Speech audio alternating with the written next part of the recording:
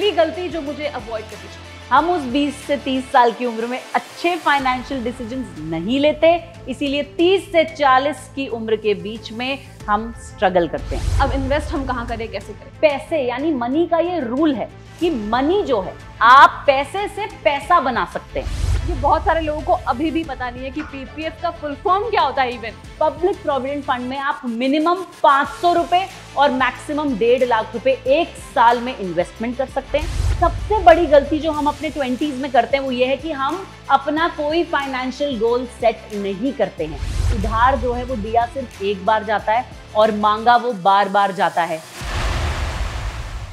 20s ये हमारी जिंदगी के सबसे खूबसूरत पल होते हैं, क्योंकि हम कॉलेज और स्कूल को पास कर चुके होते हैं और अपने पैरों पर खड़े हो चुके होते हैं, यानी कि कमाना शुरू कर देते हैं। लेकिन यही वो उम्र है जहां हम सबसे ज्यादा गलतियां करते हैं। लेकिन क्या आप ये नहीं जानना चाहेंगे कि आपको कौन कौन से मिस्टेक्स, फाइनेंशियल मिस्टेक्स अवॉइड करने चाहिए अपने 20s में? इसके लिए मैंने सोचा कि मैं क्यों ना उनसे पूछूं जो अब 30s में जा चुकी हैं और जिन्होंने इन सारी गलतियों से सीख लिया है। प्लीज वेलकम सुगंध शर्मा, जो कि हमारी को एंकर है और फाइनेंशियल एक्सपर्ट भी है। हाय सुगंध। हेलो। सबसे पहले तो रिया ने जो मेरी एज बता दी है लोगों को। ओके, कोई बात नहीं, होता है। मैंने सोचा क्यों नहीं आपसे पूछ लूं। तो पहला आप मुझे बताओ कि पहली गलती जो मुझे अवॉइड करनी चाहिए। सबसे पहले तो मैं ये बता दूं कि रिया ने बिल्कुल सही कहा। 20 से 30 साल की उम्र जब हम सबसे ज्यादा ऐश करते हैं लाइफ में, लेकिन सबसे ज्यादा एंथुजियास्टिक होते हैं, बहुत सारे पैसे कमाते हैं, लेकिन क्योंकि हम उस 20 से 30 साल की उम्र में अच्छे फाइनेंशियल डिसीजंस नहीं लेते, इसीलिए 30 से 40 की उम्र के बीच में हम स्ट्रगल करते हैं। ये मैं नहीं करना चाहती, जल्दी से मुझे बताओ। ठीक है। सबसे पहली बात तो ये है कि जब हम 20s में होते हैं और एकदम से हमारी नई नौकरी लगती है, हमारी पहली सैलरी आती है, तो हम पूरे प्लान्स बना लेते हैं कि हम अपनी पहली सैलरी के साथ क्या करेंगे। आपने भी बनाए होंगे। बिल्कुल। मैंने सोचा था कि मैं मम्मी पापा को गिफ्ट करूंगी, एक अच्छा कॉज था, बट मैंने वो नहीं किया। मैंने कपड़े खरीद लिए, फुल मतलब पूरा वार्डरोब भर लिया उससे। बिल्कुल। तो यही हमारी गलती है कि हम अपनी पूरी सैलरी स्पेंड कर देना चाहते हैं, और कई लोग सेविंग्स भी करते हैं, लेकिन आपको ये समझना होगा कि जैसे हर चीज के पीछे एक साइंस होती है, मनी के पीछे भी एक साइंस होती है। अगर मैं मनी की साइंस की बात करूं तो 50-30-20 रूल है एक। अगर आपने 100 रुपए कमाए हैं तो आपको 50 रुपए अपनी नीड्स पे खर्च करने हैं, यानी ट्रांसपोर्ट जो आप ऑफिस जाने में लगेगा। अगर आप पेरेंट्स के घर में रह रहे हैं तो आप किराया नहीं दे रहे होंगे, लेकिन अगर आप किराया दे रहे हैं तो किराया। 30 आपको अपनी वांट्स पे खर्च करने हैं, आपको कपड़े खरीदने हैं, आपको फ्रेंड्स के साथ पार्टी करने जाना है, ट्रैवल करना है। लेकिन 20 जो है वो आपको सेव करने हैं। और यहाँ पर अभी तो मैंने सिर्फ सेविंग तक की बात आपको बताई है, इन्वेस्टमेंट की बात भी मैं आपको आगे बताऊंगी। तो पहली गलती जो हमें अपने 20s में अवॉइड करनी है वो ये है that we should make a budget. हमें पूरा अपना बजट बनाना है कि हम कितने पैसे किस चीज पे खर्च करेंगे, वो भी अपनी फर्स्ट सैलरी ऑनवर्ड्स। लेकिन सुगंध, उस वक्त हमें बताने वाला कोई नहीं होता, हम कंफ्यूज्ड होते हैं, कोई गाइड नहीं होता। तो हम जो क्या करते हैं, जो भी पैसे हमें मिलते हैं हम उसे उड़ा देते हैं। तो ये कैसे करेंगे? और अब आप इन्वेस्टमेंट की बातें भी कर रही थी, तो आपने बता दिया पहले कि क्या करना है, सेविंग्स करनी है। अब इन्वेस्ट हम कहाँ करें, कैसे करें? देखिए, एक 20 या 25 साल की उम्र का इंसान शायद ये नहीं सोचेगा कि मुझे अपने पैसे इन्वेस्ट करने चाहिए, लेकिन पैसे यानी मनी का ये रूल है कि मनी जो है, आप पैसे से पैसा बना सकते हैं। तो इन्वेस्टमेंट आपको कैसी करनी है? फॉर एग्जाम्पल, मैं आपको पहले अपनी एक बड़ी गलती बताती हूँ। जब मेरी पहली नौकरी लगी, मेरी पहली सैलरी आई, तो मुझे अपना पीएफ यानी प्रोविडेंट फंड जो है वो कटवाना चाहिए अपनी सैलरी से, करेक्ट? मैंने अपनी सैलरी से पीएफ ही नहीं कटाया। अगर मैंने तब पीएफ कटाया होता तो अगले 10 सालों में मेरा कितना बड़ा प्रोविडेंट फंड होता। हालांकि पहली नौकरी के बाद दूसरी नौकरी जब मैंने ली तो किसी ने मुझे ये बात समझा दी, तो फिर मैंने पीएफ कटवाना शुरू करा।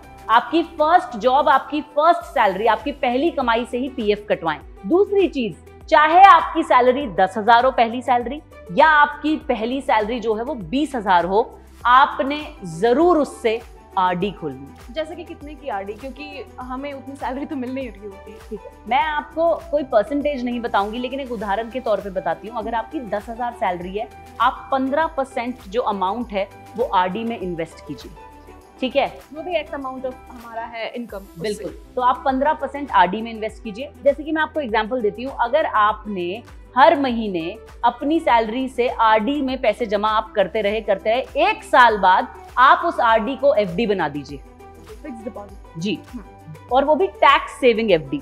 जब आपकी सैलरी बढ़ जाए आप आरडी का अमाउंट भी बढ़ा दो, उसी के साथ जब वो आरडी का अमाउंट बढ़ के जो एफडी हो जाए उसे भी आगे आप इन्वेस्ट कर दो। कितना इजी है, आपको पता भी नहीं चलेगा कि हर महीने मेरी 10,000 की सैलरी में से 1,500 रुपए कट रहे हैं, आरडी में मेरे पैसे जमा हो रहे हैं, फिर हर साल एफडी में मेरे पैसे जमा हो रहे हैं, और 5 साल बाद जब आपकी सैलरी थोड़े बड़े टैक्सेबल स्लैब में आ जाएगी तब आपके पास टैक्स सेविंग एफडी भी होगी। और चलिए, ये तो सबसे छोटे, जिसे कहते हैं ना, जो मिनिमम रिटर्न्स आपको देती हैं, वो बातें मैंने आपको बताई हैं, आरडी और एफडी। अगर आप और किसी स्कीम में इन्वेस्ट करना चाहते हैं, मुझे इस बात का बहुत दुख है कि मुझे मेरे 20s में नहीं पता था कि पब्लिक प्रोविडेंट फंड में मुझे इन्वेस्ट करना चाहिए। ये बहुत सारे लोगों को अभी भी पता नहीं है कि पीपीएफ का फुल फॉर्म क्या होता है, इवन मतलब पब्लिक प्रोविडेंट फंड, इसके बारे में लोगों को पता ही नहीं। मैं आपको बताती हूँ, सबसे पहले एक चीज होती है प्रोविडेंट फंड, जो कि आपकी सैलरी से कटता है। उसमें अमूमन अगर आप गवर्नमेंट जॉब करते हैं तो एक हिस्सा जो है एम्प्लॉयर देता है, एक हिस्सा एम्प्लॉय देता है। लेकिन अगर आप प्राइवेट जॉब करते हैं तो आपके प्रोविडेंट फंड में दोनों का हिस्सा आप ही देते हैं, लेकिन पीएफ में पैसा हर महीने हर साल जमा होता है, उस पर आपको गवर्नमेंट जो है वो इंटरेस्ट देती है। लेकिन अगर आप पब्लिक प्रोविडेंट फंड खोलते हैं, सिंपल सा फंडा है, आपकी सैलरी चाहे 5,000 है, 10,000 है या कितनी भी है, 500 रुपए तो आप उससे निकाल ही सकते हैं ना। हाँ। पब्लिक प्रोविडेंट फंड में आप मिनिमम 500 रुपए और मैक्सिमम 1.5 लाख रुपए 1 साल में इन्वेस्टमेंट कर सकते हैं। ये इन्वेस्टमेंट आपको 15 सालों के लिए करनी होती है, और 15 सालों तक जब आप इन्वेस्ट करते हैं आपको इस पे इंटरेस्ट मिलता है। पहले इसका इंटरेस्ट रेट काफी अच्छा था, अब थोड़ा कम हो गया, लेकिन बाकी की गवर्नमेंट स्कीम्स में अभी भी काफी अच्छा है। ठीक है, जैसे कि 7.1 से लेकर 7.8 के बीच में जो भी आपका इंटरेस्ट रेट बनता है वो आपको मिलेगा एज पर कि उस वक्त क्या इंटरेस्ट रेट चल रहा है, हर साल का कैलकुलेट होता है वो। अब आपको मैं बोलती हूँ, आप अभी अपने 20s में हैं, आपने 20 साल की उम्र में 15 साल के लिए पीपीएफ अकाउंट खोल लिया और हर साल आपने कैसे भी करके उस अकाउंट में पैसे डाले। 15 साल बाद आपके पास कितने पैसे होंगे, और आप तब सिर्फ 35 साल की हुई होंगी। She will just be 35 years जब आपके पास अपने पीपीएफ अकाउंट का सारा पैसा होगा। आप अपनी हायर एजुकेशन पे उस पैसे को लगा सकती हैं, आप जो हैं किसी अच्छी कंट्री में कोई कोर्स करने जा सकती हैं, आपके फादर पे लोड डालने की बजाय आप अपनी शादी का खर्चा खुद उठा सकती हैं। कितनी सारी चीजें हैं जो आप कर सकते हो अगर आपने 20 साल से इन्वेस्टमेंट करनी शुरू करी और उसके रिटर्न्स आपको जो हैं 10-15 साल बाद मिले जब आप अपने 30s में हैं। ये तो बहुत अच्छी बात हो गई। और कौन से मिस्टेक्स मुझे नहीं करने चाहिए इसके अलावा? अच्छा, एक बात मैं आपसे पूछती हूँ, जब भी आप किसी नए व्यक्ति से मिलते हो आप उससे हमेशा पूछते हो ना कि लाइफ में आपका एम्बिशन क्या है, गोल क्या है ना? बिल्कुल। क्या हम किसी से पूछते हैं कि आपका फाइनेंशियल गोल क्या है? क्योंकि ये उतना मैटर ही नहीं करता, हमें बताया ही नहीं गया, सिखाया ही नहीं। स्कूल में कभी फाइनेंस के बारे में पढ़ाया नहीं गया, कॉलेज में कभी पढ़ाया नहीं गया, जब जॉब करने लगो तो कोई आकर बताता नहीं है। इवन दो मैंने कॉमर्स लिया था, सोचो, फिर भी मुझे ये पता नहीं था यहाँ आने के पहले कि ये सब कुछ भी होता है। बिल्कुल। तो मैं आपसे यही कहना चाहूंगी कि सबसे बड़ी गलती जो हम अपने 20s में करते हैं वो ये है कि हम अपना कोई फाइनेंशियल गोल सेट नहीं करते हैं। मैं आपको उदाहरण देती हूँ, अभी आपकी उम्र 22 साल है, आपकी नौकरी लग गई है, आप इंडियन मनी में एंकर बन गई हैं, आपको बहुत अच्छा लग रहा है, आपकी सैलरी आती है, लेकिन आपके मन में ये इच्छा है कि मैंने आज से 5 साल बाद एक छोटी गाड़ी खरीदनी है क्योंकि मुझे फिर जो है गाड़ी यूज करनी है। सबसे पहले तो मैं बता दूं कि आपको शायद ये भी नहीं पता होगा, वो मैं बाद में, गाड़ी लायबिलिटी है मुझे पता है। वही, क्योंकि मैं आपको बता दूं कि गाड़ी भी एक एसेट नहीं है, लेकिन मान लीजिए कि आपको कोई बड़ी चीज खरीदनी है आज से 5 साल बाद, आप आज से ही उसके लिए फाइनेंशियल प्लानिंग शुरू कीजिए। बेसिकली आप ये कह रही हैं कि एक गोल सेट कर लो कि आपको 5 साल बाद क्या खरीदना है। बिल्कुल। अगर मुझे 5 साल बाद कुछ खरीदना होगा तो मैं हर महीने आरडी खोलूंगी, हर साल मैं उस आरडी की एफडी कर दूंगी और 5 साल की एफडी करूंगी ताकि 5 साल बाद मैं उस पैसे से वो चीज खरीद सकूं। फाइनेंशियल गोल सेट करने चाहिए। और एक बड़ी गलती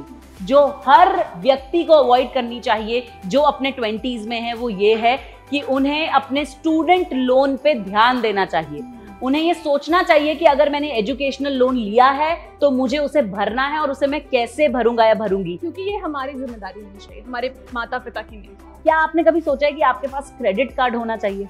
अगर मैं ना भी सोचूं ऐसा कुछ करने को, लेकिन इतनी कंपनीज हैं, इतनी कंपनीज के फोन आते हैं। अभी कुछ दिन पहले मैं नीचे जा रही थी, वहाँ पर HDFC बैंक का मुझे वो आ गया, आप लोन ले लो, क्रेडिट कार्ड ले लो, और वो मुझे समझाने लगे। फिर मैंने उन्हें समझाया, बट हाँ, ऐसा है कि इतना प्रेशर होता है इस एज में, अगर मुझे कोई फोन कॉल करके कह दे कि इतने पैसे ले लो बाद में रीपे कर देना, तो मैं ले लूंगी क्योंकि मुझे जानकारी नहीं है ना। तो आपने जो है मेरे सवाल का जवाब दे दिया है। क्रेडिट कार्ड जरूरी नहीं है कि बुरी चीज हो, लेकिन क्रेडिट कार्ड से पैसे खर्च करते जाना, अपनी कमाई से ज्यादा पैसे क्रेडिट कार्ड के थ्रू खर्च करके उन्हें टाइम पे ना चुकाना, उस विशियस सर्कल में फंस जाना, ये सब गलत है। दूसरी बात, अपने 20s में अगर आप कोई भी फाइनेंशियल प्रोडक्ट ले रहे हैं जैसे कि क्रेडिट कार्ड, तो आपको उसके बारे में पूरी नॉलेज गेन करनी चाहिए। मैं हर किसी से कहती रहती हूँ कि फ्रीडम ऐप डाउनलोड कीजिए, वहां पे अलग अलग कोर्सेज हैं जो आप जिन पे पर्सनल फाइनेंस के बारे में सीख सकते हैं, आप उन्हें सीखिए। और हमारा 6 घंटे का कोर्स है जिसमें सब कुछ एक्सप्लेन कर दिया गया है, राइट? बिल्कुल। जितने भी लोग अपने 20s में, मैं उनसे कहूंगी कि अभी आप जो हैं, लिंक है डिस्क्रिप्शन में, वहां से ऐप डाउनलोड कीजिए और फाइनेंशियल फ्रीडम कोर्स कीजिए। जिंदगी में आप पैसों को कैसे मैनेज करते हैं, आप पैसों के बारे में कैसे सोचते हैं, आपकी वो पूरी सोच बदल जाएगी, आपकी पूरी साइकोलॉजी अबाउट मनी जो है वो चेंज हो जाएगी और आप बहुत कुछ नया सीखेंगे। एक आखिरी बात मुझे बता दो, एक आखिरी मिस्टेक जो मैं नहीं करूं अभी, क्योंकि मैं ऑलरेडी 22 में हूं, राइट? और मैं चाहती हूँ कि मैं कुछ भी गलत ना करूं, तो एक आखिरी बार मुझे एक और बता दो। चलो एक नहीं, मैं आपको 2 बता देती हूँ। बहुत बार ऐसा होगा कि जैसे ही आपकी नौकरी लग जाती है, आपसे लोग पैसे उधार मांगना शुरू कर देते हैं। मैं आपको बता दूं कि उधार जो है वो दिया सिर्फ एक बार जाता है और मांगा वो बार बार जाता है। मैंने बहुत बड़ी गलती की थी, हम कहते हैं फ्रेंडशिप। बिल्कुल, मैंने बहुत बड़ी गलती की थी। मैंने अपने कुछ फ्रेंड्स को पैसे उधार दिए और उन्होंने आज तक कभी मेरे पैसे नहीं लौटाए। ठीक है, ये आपके खुद के पास इतनी कम सैलरी, आप दूसरे को उधार दे रहे हो। मैं ये नहीं कह रही हूँ कि अगर कोई व्यक्ति मर रहा है तो आप उसकी मदद ना करें, लेकिन उधार देने वाले की भी गलती है, क्योंकि उधार लेने वाले को वो आदी बना रहा है उधार का। और हाँ, सबसे बड़ी गलती क्रिप्टो। सबसे ज्यादा आजकल 20s में जो लोग हैं वो क्रिप्टो में इन्वेस्ट करना चाहते हैं। मैं आपको बता दूं, crypto is the biggest scam of the civilised world. Crypto में इन्वेस्टमेंट नहीं करनी चाहिए। इसकी वीडियो मैंने देखी है, आपने बनाया, राइट? हमारे चैनल पे बहुत सारे वीडियोस हैं। मैंने हमारे सीईओ मिस्टर CS सुधीर का इंटरव्यू लिया था कि क्रिप्टो एक माफिया क्यों है, उन्होंने बहुत अच्छे से एक्सप्लेन किया है, वो आप देख सकते हैं। मैं बस ये कहना चाहूंगी कि 20 से 30 साल की उम्र एक बहुत नासमझ उम्र होती है। आप अपने फाइनेंसेस को अच्छे से मैनेज करना इसमें सीख सकते हैं अगर आपके पास राइट फाइनेंशियल नॉलेज हो।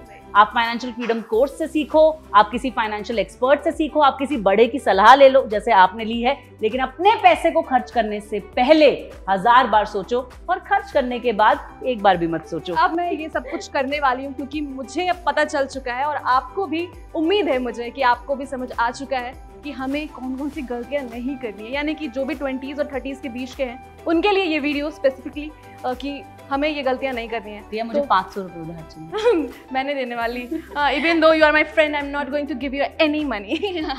सो ऑन दिस नोट, उम्मीद है आपको सब कुछ समझ आ गया है। चैनल को सब्सक्राइब करना मत भूलिए। अगर ये वीडियो पसंद आया है, अपने 20s के दोस्तों के साथ इसको शेयर कीजिए।